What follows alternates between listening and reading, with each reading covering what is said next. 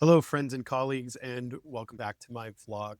It's been a few weeks. There's been a lot of stuff going on professionally and personally. Just wanted to sit here and talk to the camera a little bit for you while I am on location in Dallas, Texas at the eSports Next event. I can never remember the name of the actual event. I always call it the Esports Trade Association show, but this is eSports Next, brought to you by Coca-Cola.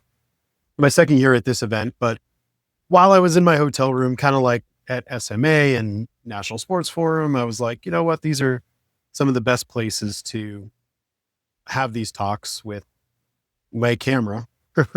I feel like I'm mostly just talking to myself. Hopefully, I'm talking to somebody that's out there that is just interested in the knowledge and the experience of what it's like to be in this industry, this business, and how to succeed. So I had a few minutes between sessions. I came up to check some email and I thought, if I don't do this now, it's going to be another couple of weeks because of how busy some things are. So I figure, why not just pop this open and see what comes out? I don't really have a story to tell today. I don't really have anything that I was planning on saying other than a topic that I've been thinking about wanting to broadcast has been failure, for lack of a better word, and the resistance that we all have to it, but also what we learn from it. And I have a couple of anecdotes from my past on ways that I've learned from failure and also just some quick little stories to talk about things that happen, I hope, to everybody, and you just got to keep pushing through and keep moving on. And there are situations that I think people sometimes get into that they're difficult and they can be confidence crushers. I look at myself almost daily and think, how did I ever think I could do this? Or what drove me to think that I was any good at any of this? That doubt creeps in a lot. And I'm reminded a lot from teammates, from staff, from crew, from clients that they enjoy working with me personally. It's one of those industries where you don't necessarily go try to find the company that you want to work with. If you're a vendor, people don't necessarily want to come work with that vendor. I'm not trying to knock any companies or anyone that I have worked with or that I do work with, but a lot of people follow their relationships. And because of that, I'm reminded of the job that I do and that I do it enough that people keep calling me back. But I felt like this was a pretty good topic to try to tackle. I don't really want this to be a super long one, mainly because I have to go back down to sessions, but I did think it would be good, a little bit of a humbling experience to talk about some failures in different senses of the word as well. Personally, all the way back to the school days for me, I wasn't a great student. My parents knew it. It's most of the reason that I went to a vocational school, which my mom knew that I was very hands-on. She knew that I like to take things apart, put them back together. I like to figure out how things worked. She knew that I wasn't going to sit in history class or in math class or English class and just read a book, do reports and all that. She knew I wasn't that type of student. So not being a great student drove me, it made high school a lot more difficult in terms of the academic side of it. I loved shop. I loved related. Basically, we did 1 week in shop and 1 week in related and other classes like English, math, history, things like that. I was very good at the electronic engineering side of what I did and loved it. I loved being in shop. I loved the work. It was extremely strange to me that I could just do the math that we needed to learn, the advanced algebra and in some cases trig and calculus, and I could apply it better when I was thinking about electronic applications than I could if I was just trying to solve equations in a book. The problem was I was not very good at the school work side of things. as a kid. And I never did homework, but I tested very well. So I always had this, I knew what I was talking about. I knew the content. I just didn't necessarily want to do all the homework and all the stuff that I wasn't interested in doing. Immature. I was a teenager.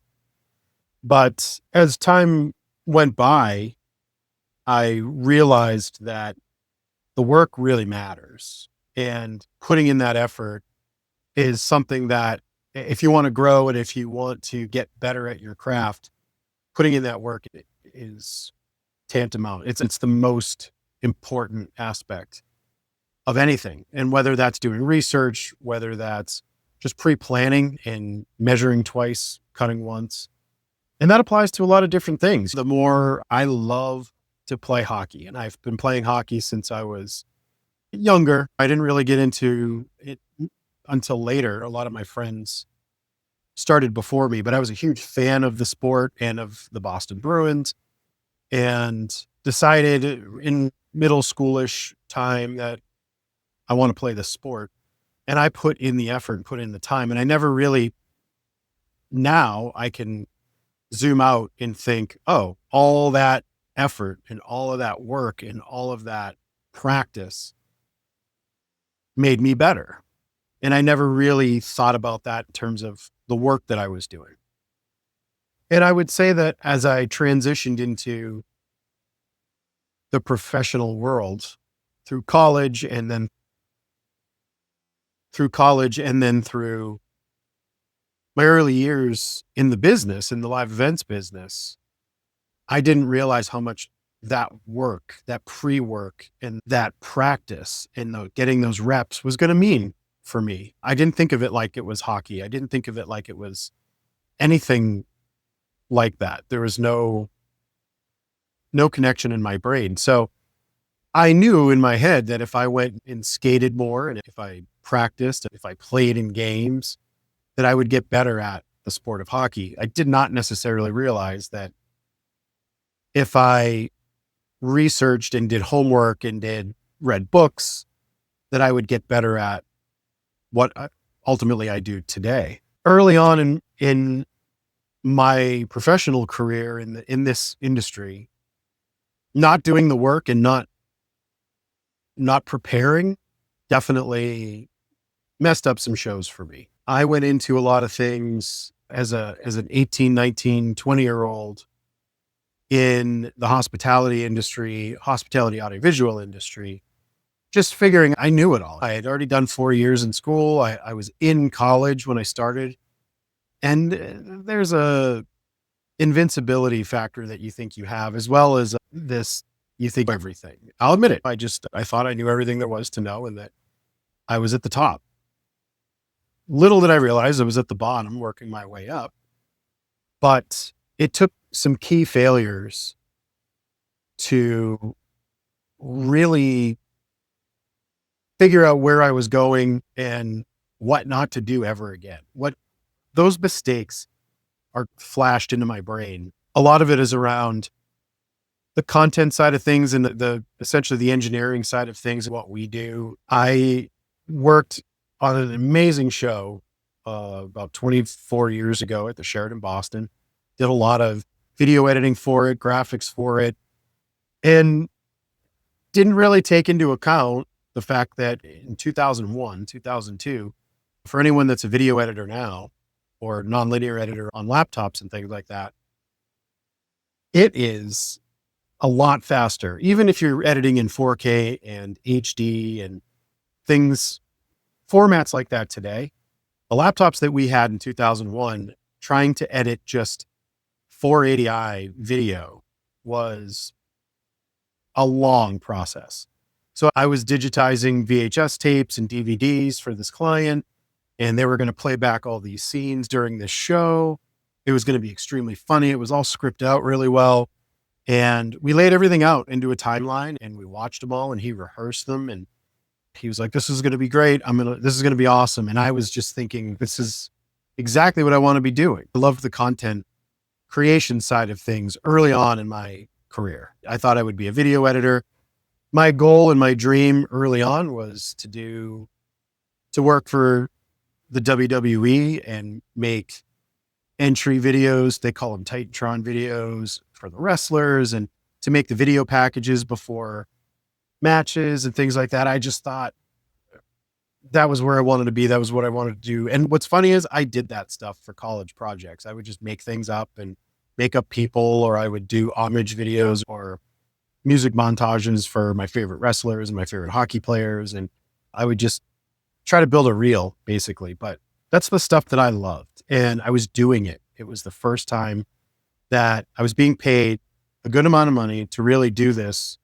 Not full time, but it was a full-time job, and I was finally able to get content creation as part of what I was doing for clients. Got the timeline done, went through everything. We had about 4 hours from working in this guy's suite and editing all these videos and putting this all together to showtime, really, till doors is what I would say. When the doors open and guests walk in.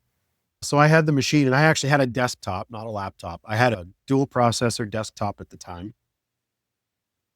And I went down to the ballroom, plugged it into the tech area, started rendering all the video. And for whatever reason, it was telling me it was going to be like 10 hours, which I have rendered VHS quality stuff and even mini DV quality digital files rendered a hell of a lot faster than that.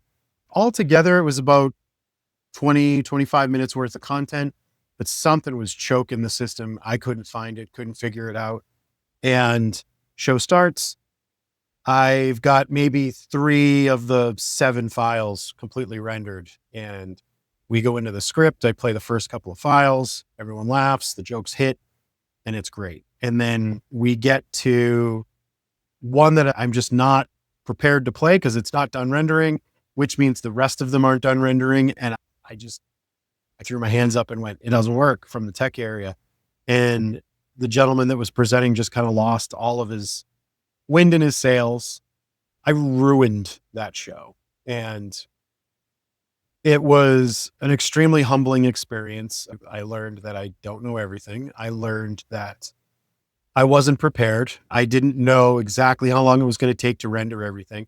And still, back in those days, software didn't really tell you how long it was going to take. There wasn't a real way for it to determine the ETA of it being complete. They'd give you a gas gauge, or it would tell you like percentage, but sometimes it would get stuck at 62%. You don't know why for 20 minutes. And then all of a sudden it would start moving again. Codecs were a weird thing back then. And you never really knew where it was going to get hung up or what it was going to do. So I burned that show. It was bad. He ended up skipping most of his presentation, and he did a lot of the speech parts, but he didn't have the video parts to go with it. He was angry and upset because of how much work he had put into this. And it broke my heart. Like I never, ever wanted to feel that way ever again. And it opened my eyes to being more prepared. That failure was the stepping stone for me to really start to prepare shows. There are also some people out there that were really good at this stuff, and they'd been doing this for a long time. And I don't know. Like I said, I was young. I was probably ignorant to the fact that older people or more experienced people might know more than me, but they definitely did. And they were happy to teach me, and they were happy to say, here's a checklist, or here's the things that you need to look for. I got burned very early in my project management career, not checking for power on a site visit. So went to go do a show. It wasn't in a traditional meeting space. It was in I think it was a town hall or like a school auditorium.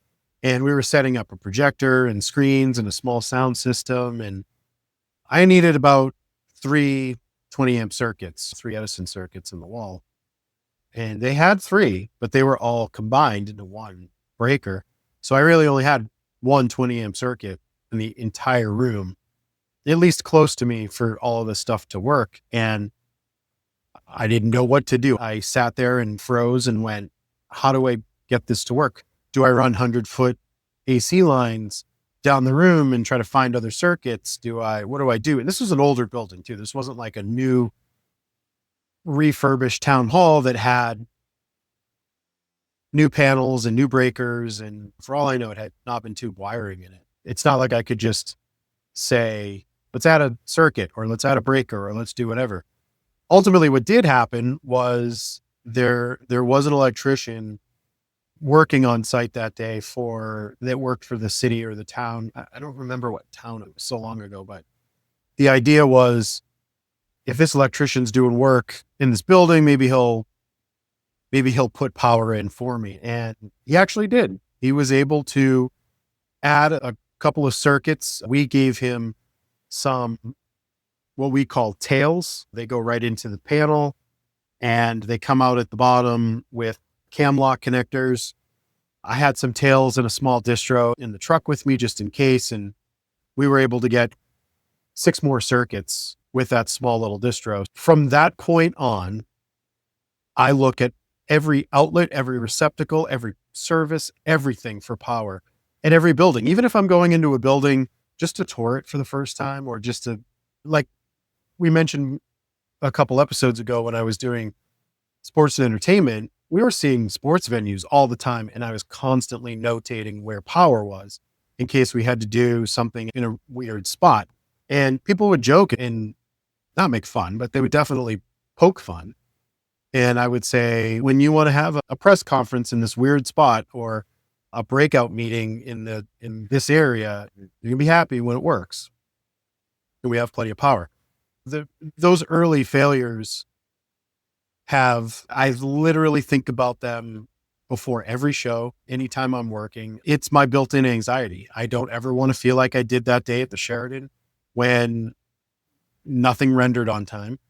And I definitely don't want to show up to a show with a whole bunch of gear and nowhere to plug it in. Those are 2 just massive failures that I think about almost every day. And then there's just the more difficult things to talk about are when you really go out on a limb and you believe in something and maybe it doesn't pan out. Those can be pretty big confidence killers too.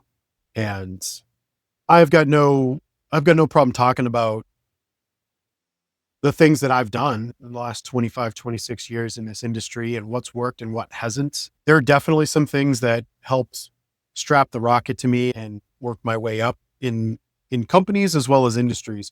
And there have been some things that just didn't work, whether I wasn't a great fit or the culture just didn't fit me. That's something that's important to me, is that I at least tried, I believed in something. If it didn't work for whatever reason, because the company was looking to move on, or the project just wasn't gaining as much momentum as they had hoped, or because I felt like this isn't me, then at least I tried, and we move on. I don't really know where to go from here. Who is blowing up my phone?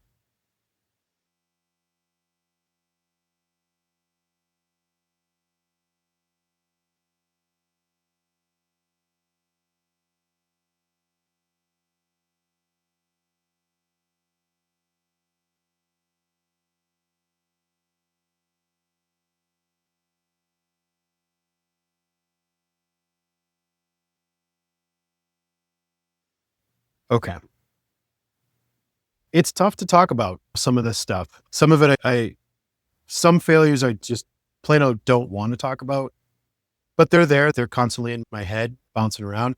And then there are some that are just, they still hurt. There's still some open wounds. There are days where I regret leaving the product management team at PSAB, Matt Johnson's team. I loved that job. I loved the people I work with. I loved what I did every day.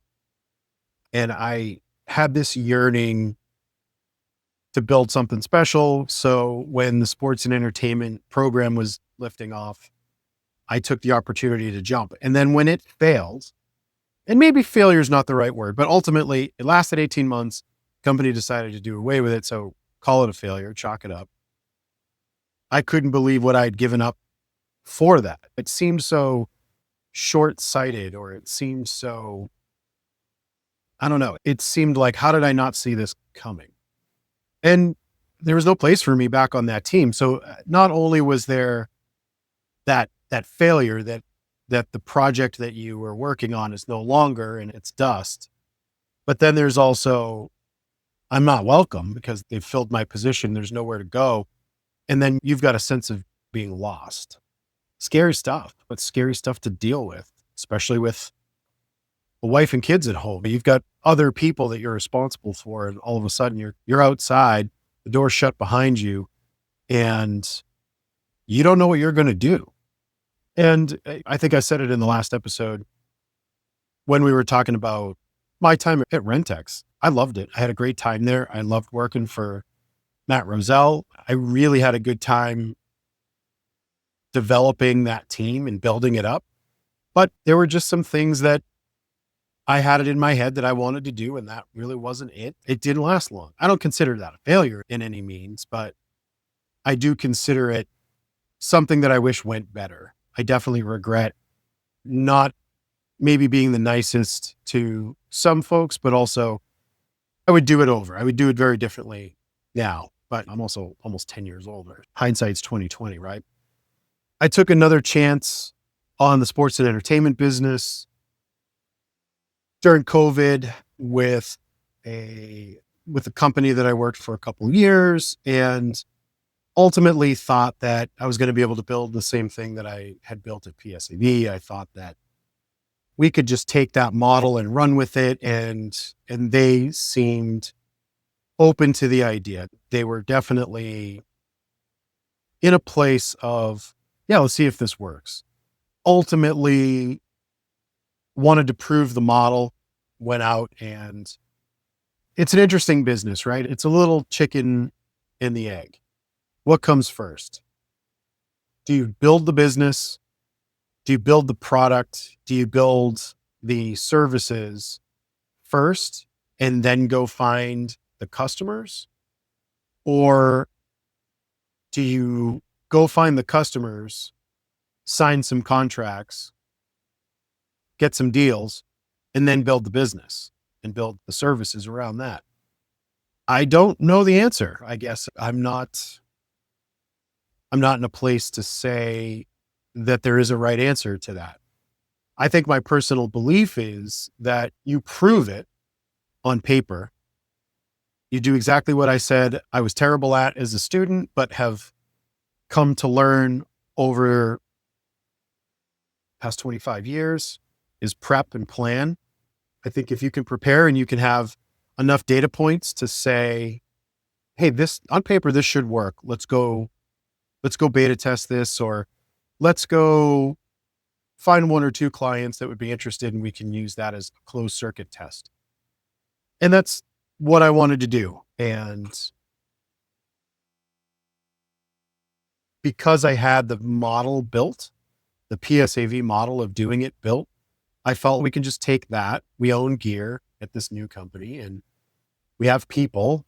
Let's go try to find some sports venues that are looking to do the Venue 365 concept. And let me back up a little bit. So at PSAV and then at this company, the idea was taking hotel or in-house audiovisual and moving it to other types of venues, non-traditional venues. We talked a little bit about that in the NSF vlog, as well as last week when we talked about sports and entertainment. I liked the phrase Venue 365. It meant that we were going to use your venue 365 days a year.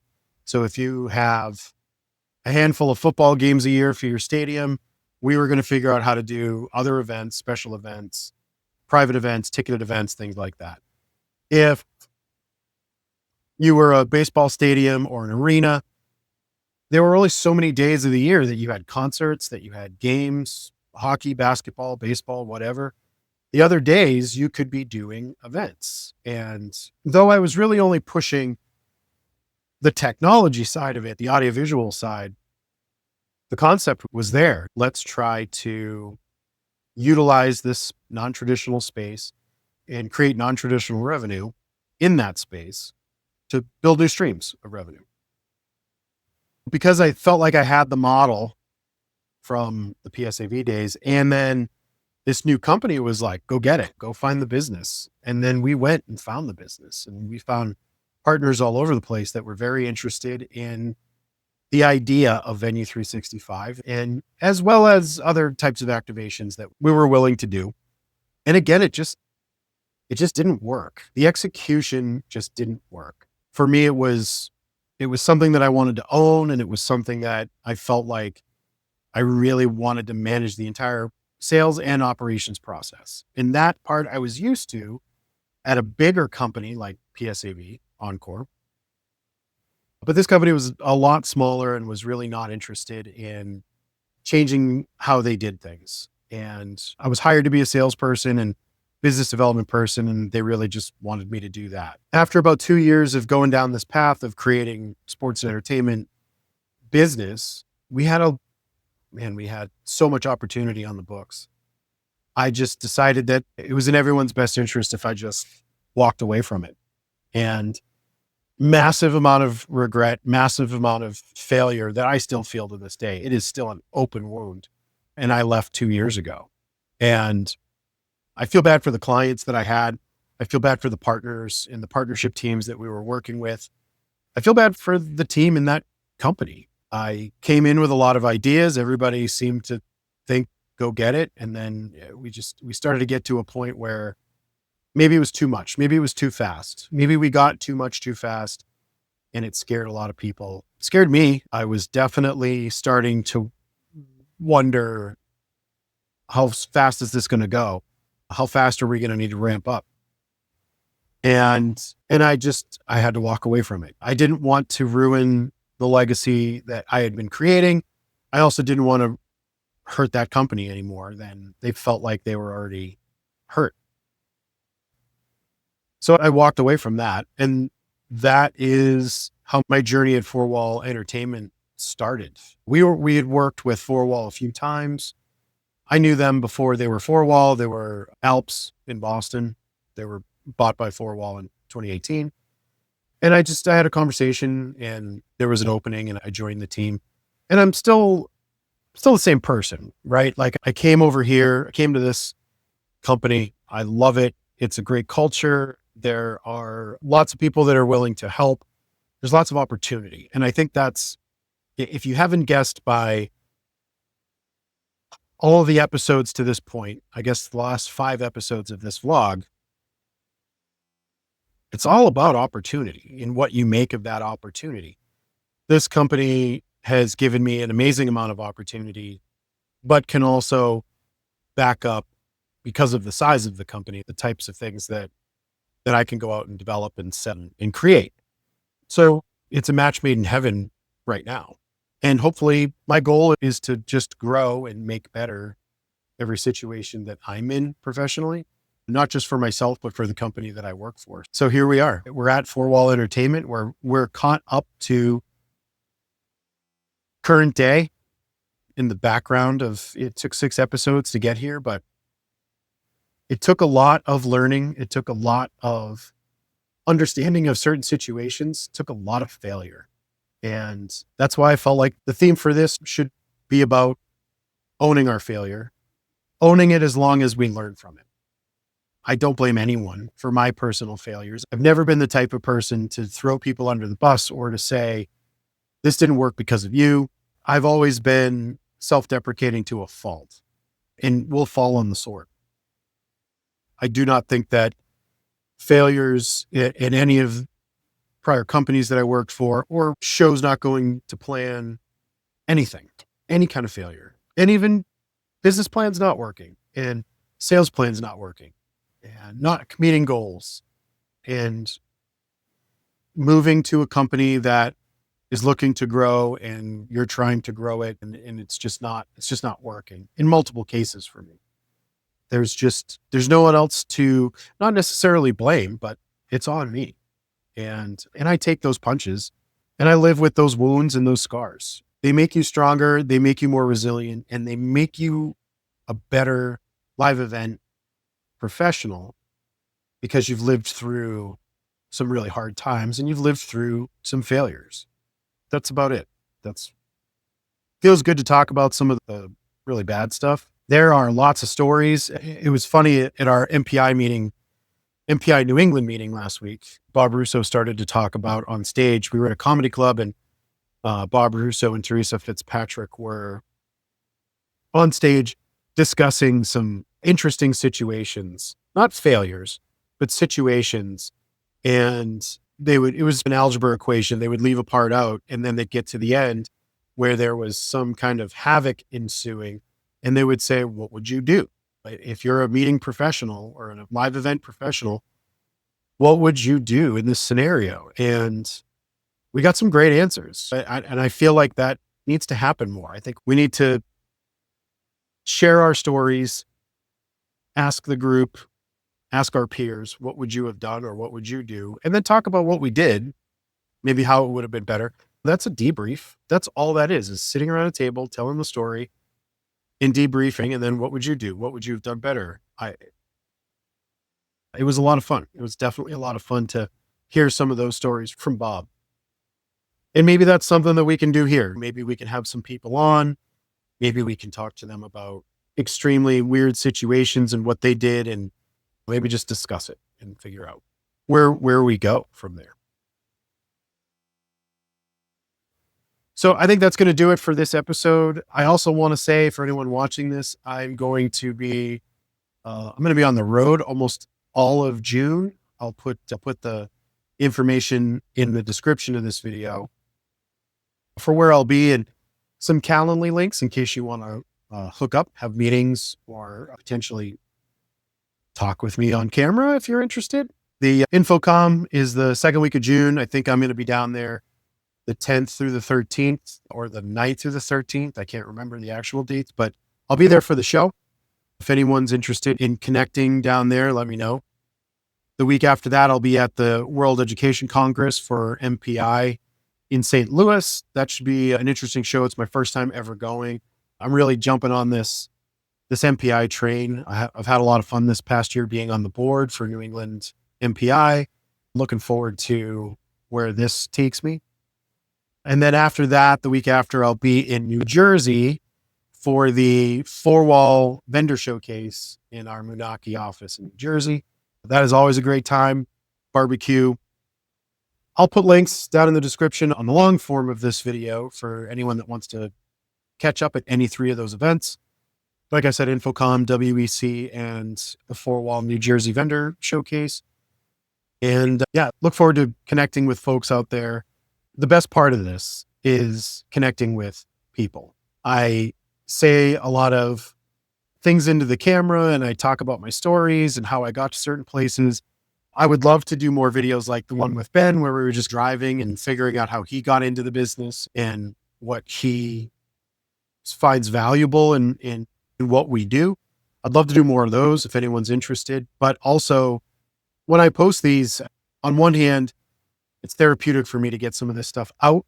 On the other hand, I feel like it's a little odd sometimes in that I'm just talking about myself. But when I've met people in the wild at events or in networking meetings or anything like that, there's usually one or two people that have seen some of these videos and they like what they hear and they take something from it. I get messages on LinkedIn weekly from people that either looking for certain advice or just to say, I like the content, keep going.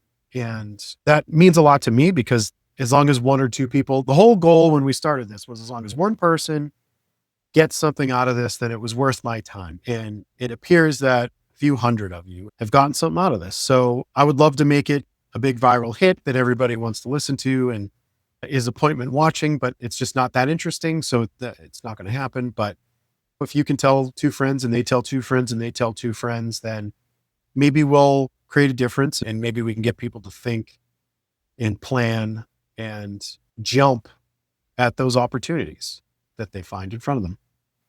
So with that, thank you everybody from Dallas, Texas at eSports Next, the eSports Trade Association show.